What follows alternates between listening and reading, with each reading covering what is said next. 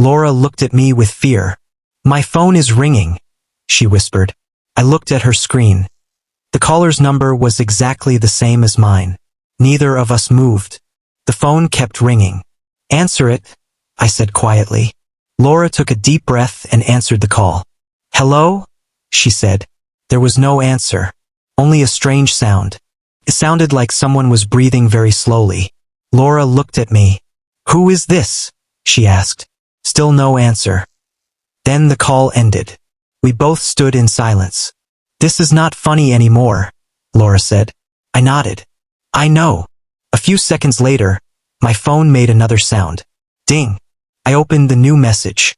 It was from my own number again. The message said, "Go to the Blue House today, before sunset." Laura read the message. "What is the Blue House?" she asked. "I don't know," I replied. "But my mother knows something about it." After work, Laura came home with me. My mother was making tea. She smiled when she saw Laura. "Mom," I said, "please tell me the truth." She stayed quiet. I showed her the message. She looked at it for a long time. Then she slowly sat down.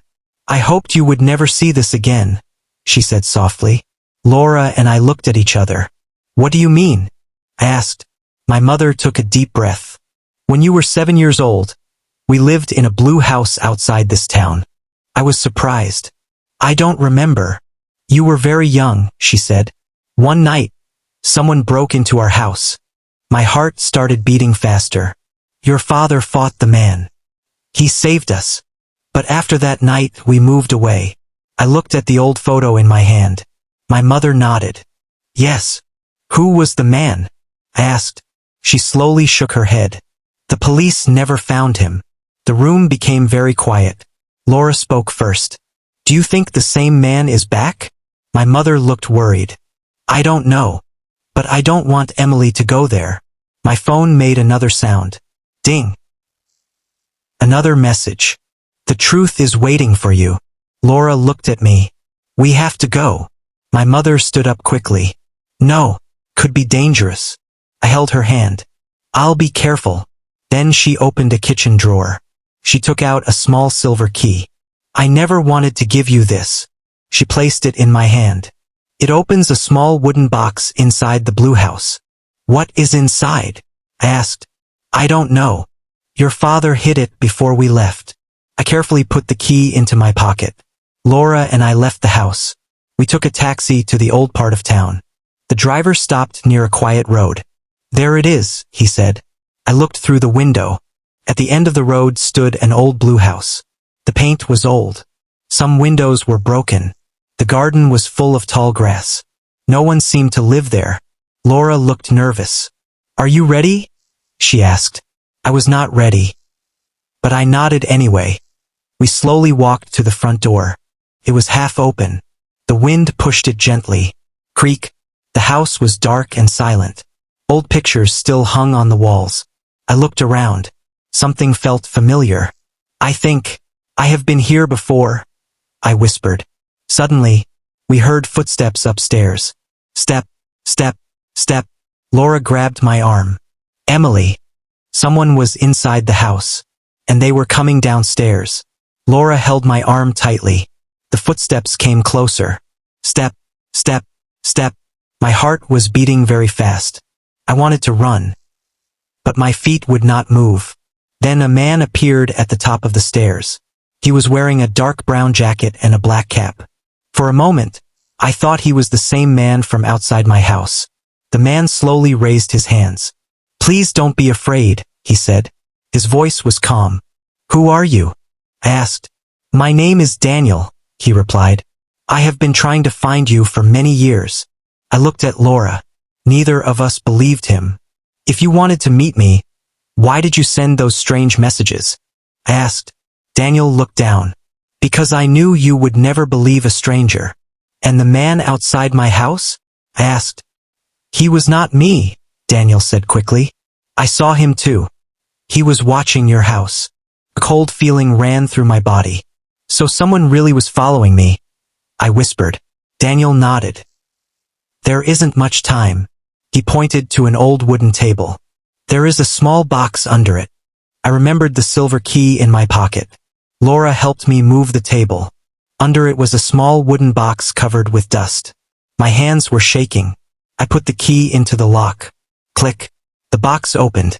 Inside were three things: an old family photograph, a small notebook, and a letter with my name on it. I carefully opened the letter. The handwriting was my father's. The letter said, "Dear Emily, if you are reading this, it means you have returned to the Blue House. There are people who wanted something that belongs to our family. But the real treasure is not money. It is the truth. Daniel is my old friend. You can trust him. He promised to protect you if anything happened to me. Be brave, my little girl. I will always love you. Dad." I could not stop crying. Laura gently held my hand. Daniel smiled sadly. "Your father saved my life many years ago," he said. "I promised him I would always watch over you." I looked at him. "Then who has been following me?" Before Daniel could answer, a loud noise came from outside. Bang! Someone had closed the front door. We all looked at each other. Daniel quickly walked to the window. His face became serious. "The man is here," he whispered. "We have to leave through the back door." We hurried through the old kitchen. Daniel opened the back door. We ran into the garden. Behind us, we heard someone enter the house. But we did not stop. We reached the road and called the police. A few minutes later, several police cars arrived. The officers searched the Blue House. They found the man hiding inside.